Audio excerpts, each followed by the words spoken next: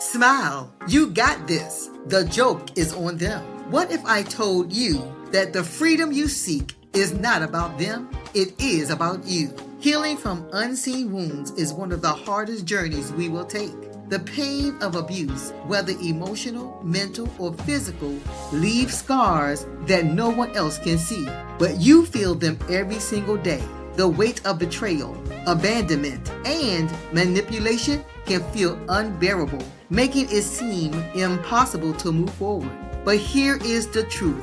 Your healing is not dependent on anyone else's apology. You don't need their acknowledgement or their remorse to reclaim your joy. The joke's on them because while they may have tried to break you, you are still here, standing stronger than ever. Hi, I'm Dr. Michelle Stevens O, your host, broadcast journalist, author, minister, and midlife powerhouse of inspiration. With faith in God and unstoppable drive, I'm here to inspire and guide you into letting go of the wounds, anger, and resentment and live the life you will love in victory. Letting go of the wounds no one can see is not about pretending they don't exist. It's about deciding that they no longer control you. It's about releasing the anger, the resentment, and the need for closure from those who may never give it to you. Holding on to pain only ties you to the person who hurt you, but letting go, that sets you free. It allows you to smile again, not because everything has been made right, but because you have chosen to rise above it. Forgiveness does not mean excusing what happened or forgetting the past. It means you refuse to let bitterness dictate your future. You heal for yourself, not for them. There is power in choosing peace over pain, in rewriting your story from a place of strength instead of victimhood. Every time you laugh, every time you love, every time you chase a dream they told you was impossible, you win. Smile, not because it was easy, but because you made it. Because your joy, your peace, and your success are the ultimate comeback. The ones who hurt you may never apologize. They may never admit their wrongs, but that does not matter. The joke's on them because you are still standing, still thriving, and still smiling, and that is your victory. So let's take this journey together. Let's get started.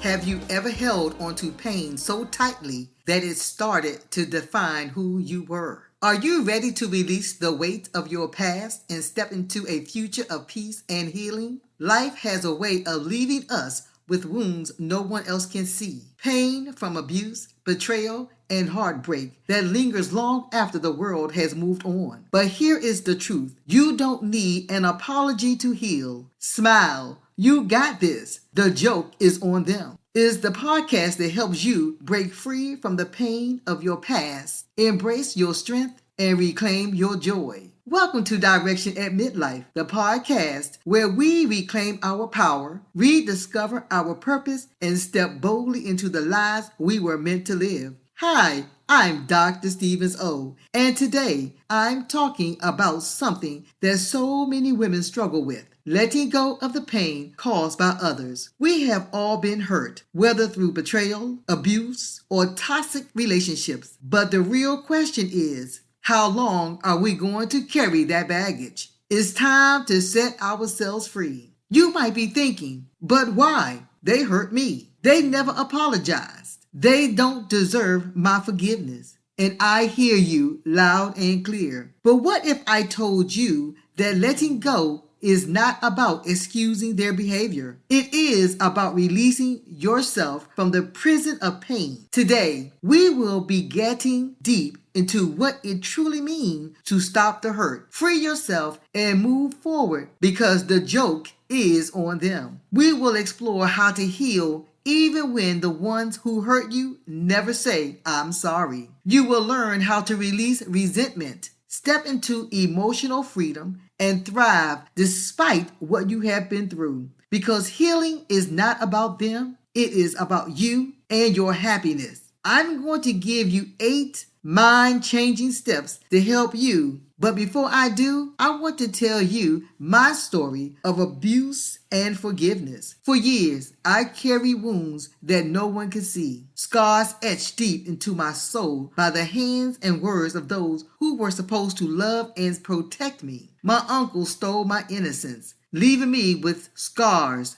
anger, and hatred that haunted my childhood. My grandmother and my aunt, my mother's only sister, tore me down with their words, treated me with hate I didn't earn. My mother's only sister hated my mother, and she took her hatred out on me. I remember that every time she came to my mother's house, all hell would break out before she left. She would always go into fight mode. I don't know when it started, but her hatred turned to me. I believe because I would take up for my mother. My mother was the type of person who would not fight back. And I think as I grew to see this, I would stand up to my aunt. And believe me, I am using the word aunt lightly because I believe that's a title one earns. The abuse was relentless. They spoke to me with venom, trying to break me down every chance they got. Never did they offer an apology. Even on her deathbed, my grandmother's final words to me were filled with hate and bitterness. I remember going to the hospital with my mother to see her, and she told me not to show up at her funeral because she did not want me to look her in her dead face. That moment solidified everything I had already known and experienced through the years, that she was evil. My uncle, in his last days, did what I never expected. He apologized not only to me, but to my father for his actions. He admitted his wrong. Although his words could never erase the pain, at least he acknowledged his wrong. My aunt followed suit years later, offering an apology that came far too late to mend the damage she had done. But my grandmother, she went to her grave holding onto her hatred, never once saying she was sorry.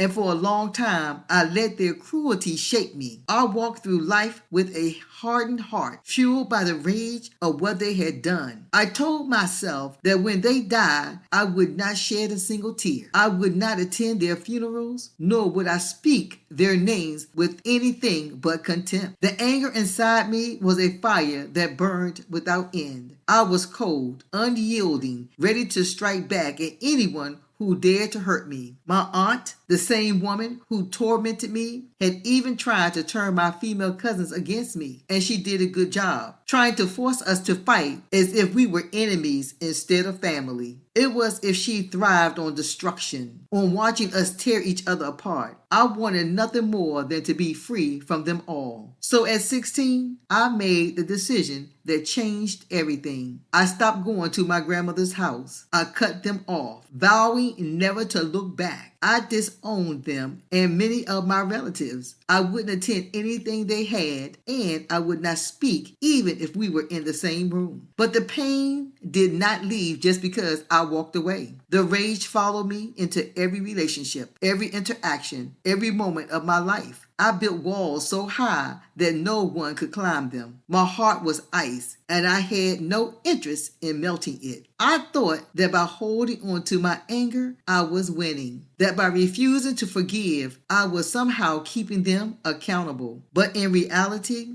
I was the one trapped. My mind was a battlefield, constantly replaying the past, preparing and ready for the next fight. I had become someone who plotted revenge, who spoke out in anger, who was ready to hurt before I could be hurt again. It wasn't until I truly surrendered my heart to God that I saw the truth. I was not healing. I was merely surviving, and I didn't want to just survive. I wanted to be free. God led me to do the hard thing, forgive, not just when they asked for it, but long before. I had forgiven my uncle long before he apologized. I forgave my aunt long before she had the courage and dared to apologize. And I forgave my grandmother, even though she took her hatred and bitterness to the grave. It was not for them, but for me. I refused to let their action define my future and continue to affect me. Forgiveness did not mean forgetting. It did not mean excusing what they had done, but it did mean that I no longer carried their burdens as my own. I came to the understanding that they were dealing with unresolved issues,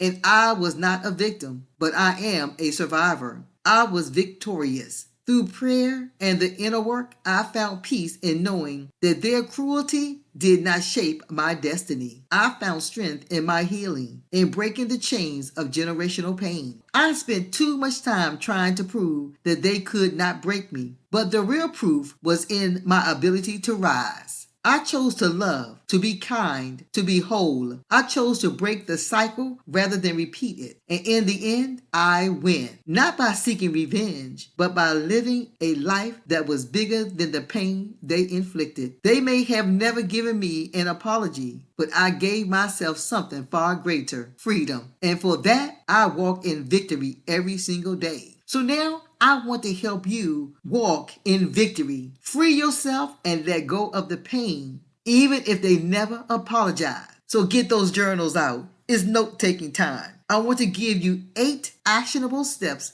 to letting go and forgiving. So let's get started. Step 1, acknowledge the pain. You cannot heal from something you won't admit is hurting you. Be honest about what happened and how it affected you. Suppressing it only gives it more power. You have to acknowledge the pain, even if it hurt. Cry, and cry, but get it out. Acknowledge it. State what's hurting you. Step 2, shift the narrative. Instead of asking, why did they do this to me? I want you to understand something. They are dealing with issues that have nothing to do with you. And know this, you have heard the slogan, payback is a bitch. They will get punished for what they did, even if you never see it. Know this, you are no longer a victim. You are a warrior, and every battle you have faced has strengthened you. Step 3, set boundaries to protect your peace. Letting go does not mean allowing toxic people back into your life. It means creating clear boundaries that prioritize your mental, emotional, and physical well-being. Understand something.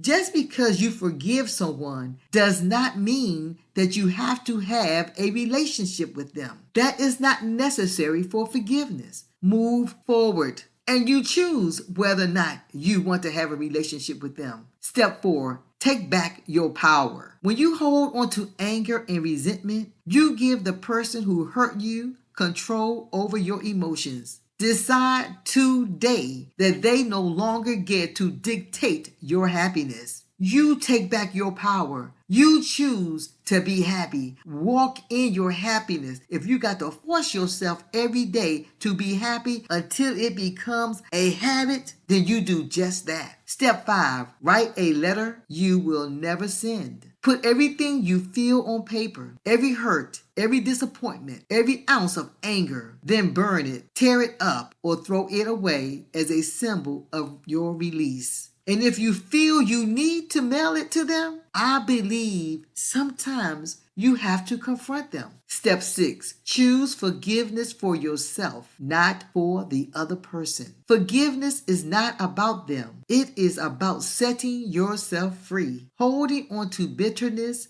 is like drinking poison and expecting the other person to suffer. Practice every day forgiving. Even if you have to say it to yourself, I forgive, and call out that person's name. I forgive Johnny. I forgive Sue. I forgive John. Step 7, replace resentment with gratitude. Focus on the good in your life. Shift your energy from what they did to you to what you are doing for yourself. Gratitude is a powerful tool in healing. Focus on your goals and your accomplishments. Step 8, step boldly into your next chapter. You have a future waiting for you that is bigger than your past. Make the decision today to walk forward without the weight of yesterday holding you back. And I want to say this. This is to all the women listening who have been holding onto pain for far too long. I want to say I am sorry that life has given you reason to build walls instead of bridges. I know that trust has been broken and the wounds feel deep, but I want you to know that your pain does not define you. You deserve healing and you deserve peace. To the women who feel like forgiveness means weakness, I am sorry that no one has told you the truth. Letting go is not weak. It is the strongest thing you will ever do. You are not excusing what happened. You are choosing to rise above it. You are choosing you, and I say that loudly. You are choosing you. And to the women who are still waiting for an apology that may never come, I am sorry that the world has been unfair to you. But I promise you this. You do not need their apologies to move forward. You don't need their regret to heal. Today, you give yourself the closure you need. Ladies, healing is a process, and some days will be harder than others. There will be moments when the past tries to whisper that you are still broken, that you will never truly be free. But remind yourself, you are not the same person who was hurt. You are growing, evolving, and stepping into a version of yourself that is untouchable.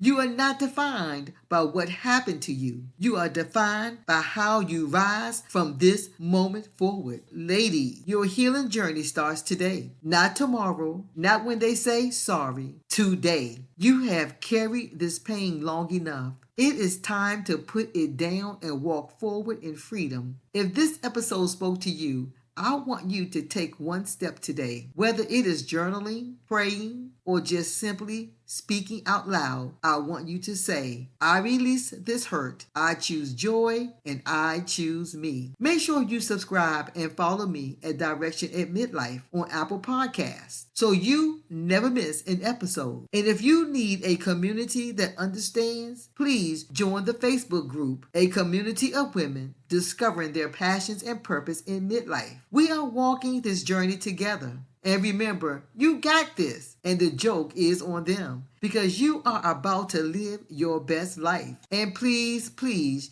share this with a friend who needs encouragement. As I always say, I would love to hear your thoughts. Share them in our Facebook group. Once again, it's a group titled A Community of Women Discovering Their Passions and Purpose in Midlife. And don't forget to leave a review on Apple Podcasts. Remember, your dreams are waiting. This is your time, your moment, your life. Let's make it unforgettable. Thank you for joining me today on Direction at Midlife. I pray the 8 steps have inspired you to start the process of letting go and forgiving. Move boldly, discover what you have been missing, and want to pursue with confidence, excitement, and joy. On the next episode of Direction at Midlife, I will be discussing guilt-free emotional liberation and transformation. How to emotionally liberate yourself from guilt and focus on creating a life you truly want. A must-listen-to podcast show. Don't miss it.